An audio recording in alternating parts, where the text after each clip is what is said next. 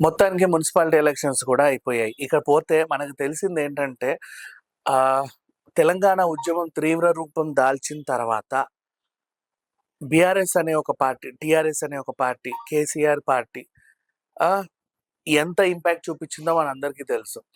అసలు తెలంగాణ అంటేనే కేసీఆర్, కేసీఆర్ అంటేనే తెలంగాణ లాగా కూడా వెళ్ళింది. ఆహ్, నిజంగా ఉద్యమం కాలం నుంచి ఇప్పటి వరకు ఎక్కడ తెలంగాణ ప్రస్తావనొచ్చినా, తెలంగాణ గురించి ఏ అంశం వచ్చినా సరే కేసీఆర్ మొహాన్నయితే ఊహించుకోకుండా అయితే ఉండలేం. ఇది మాత్రం వాస్తవం ఒప్పుకుందాం.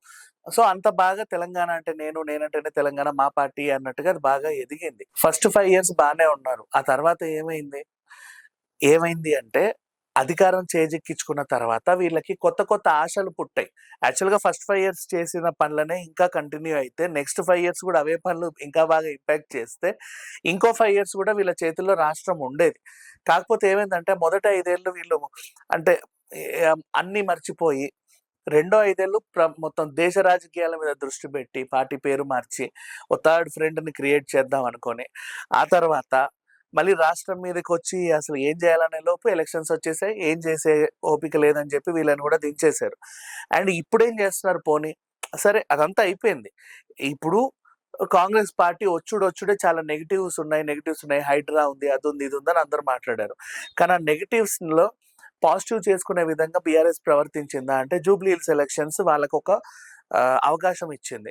జూబ్లీ హిల్స్ ఎలక్షన్స్‌లోనూ చీటింగ్ చేశారు. ఏం చేశారు? ఎగ్జిట్ పోల్స్‌ని మన సర్వే చేసే వాళ్ళందరిని కొనుక్కొని వాళ్ళ చేత తప్పుడు సమాచారం పెట్టించి నిజంగా ఏదో అయిపోతుంది అన్న భ్రమను క్రియేట్ చేసి లాస్ట్ టైమ్ ఏపీలో జగన్ క్రియేట్ చేసినట్టుగా ఓ భ్రమని క్రియేట్ చేసి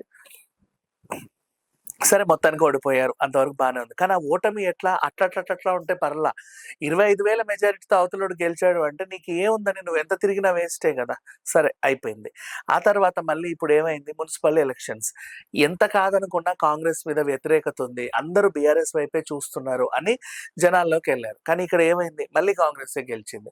అయితే ఇక్కడ ఈ పార్టీ ఇంతలా దిగజారిపోవడానికి కారణం ఏంటంటే వీళ్ళు ఆహ్, ప్రజల పక్షాన నిలబడకుండా రేవంత్ రెడ్డిని మాత్రమే టార్గెట్ చేస్తారు. అంటే రేవంత్ రెడ్డి ఆ సీట్‌లో కూర్చోవడం ఓర్వలేక, వీళ్ళ వల్ల కాక ఎంతసేపు ఆయన్నే టార్గెట్ చేస్తా, తిడతా, అరుస్తా, కరుస్తా ఎళ్తున్నారు. ప్రజా సమస్యలను ముందు పెట్టి ఈ ప్రభుత్వం ఏమీ చెయ్యట్లేదు. చూడండి ఎన్ని పెండింగ్ ఉన్నాయని చెప్పొచ్చు. కానీ అలా కాకుండా చెప్తున్నారు. కానీ అంతగా అది ఫోకస్ అవ్వట్ల, ఏమీ అవ్వట్ల. అండ్ ఇంకొకటి వీళ్ళ ప్రధాన వైఫల్యం ఏంటంటే ఫస్ట్ 5 ఏళ్ళు గెలిచినప్పుడు క్యాడర్‌ని బలపరుచుకోవాలి. ఏదో వీళ్ళ మొహాలు చూసి ఓట్లేసారు. అంతటా ఎవరెవరెవరో అడ్రెస్ లేనోళ్ళందరూ వచ్చారు. ఆ అడ్రెస్ లేనోళ్ళకి కూడా ఒక అడ్రెస్ కల్పించి, వాళ్ళు కూడా ఒక నాయకులు అని ఆయా ప్రాంతాల్లో ఉండాలి. ఎంతసేపు వీళ్ళే. అందుకే జూబ్లీ హిల్స్ ఓడిపోయింది. ఆవిడకేంటో ఆవిడేం చేయాలనుకుందో ఆవిడ చెప్పట్ల. ఎంతసేపు కేటీఆర్ అన్న నువ్వే వచ్చి ఏదో ఒకటి చెప్పు. అంటే ఎంతసేపు వీళ్ళు ముగ్గురే మాట్లాడాలంటే రాష్ట్రం మొత్తం ఎలా నడుస్తది? మళ్ళీ ఇప్పుడు దాంట్లో ఇంకొకసారి పోన్లే వీళ్ళ ముగ్గురు మొహాలు చూసన్నా ఓటేద్దాం. గతంలో చేశారు గదా! ఇప్పుడు అలాగే చేస్తారు అనుకున్నా గూడా, ఈళ్ళ ముగ్గురు సరిగ్గా లేరే. ఇందులో నుంచి బయటకొచ్చి వాళ్ళ కూతురు బయటకొచ్చి మా అన్నయ్య అది, ఇది, మా డ్యాడీ ఇది, అది అంటుంది. అండ్ పార్టీలోనేమో ఒక టైప్ ఆఫ్ ఆహ్, సందిగ్ధత ఏంటంటే హరీష్ రావా? లేకపోతే కేటీఆరా అని.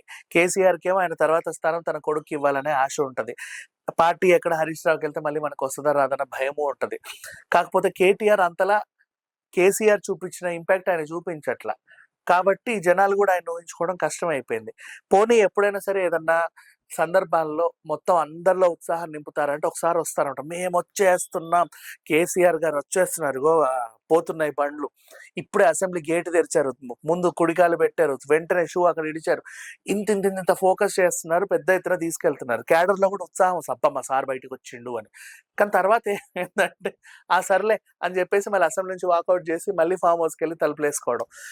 ఇదెట్లుందంటే అలా ఎత్తి మళ్ళీ అలా దించేయడం. వాళ్ళలో ఉత్సాహము రావట్ల. ఎంతసేపు గొడవ చేయండి.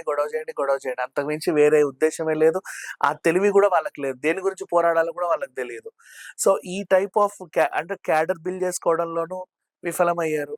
జనాల్లోకి మనం రీచ్ అవ్వడానికి విఫలమయ్యారు. అండ్ కుటుంబ పాలన అదొక పెద్ద వైఫల్యం. నీ క్యాడర్‌ని, నీ మంత్రుల్ని నువ్వే ఇంటికి రానీకపోవడం ఇంకొక పెద్ద మైనస్.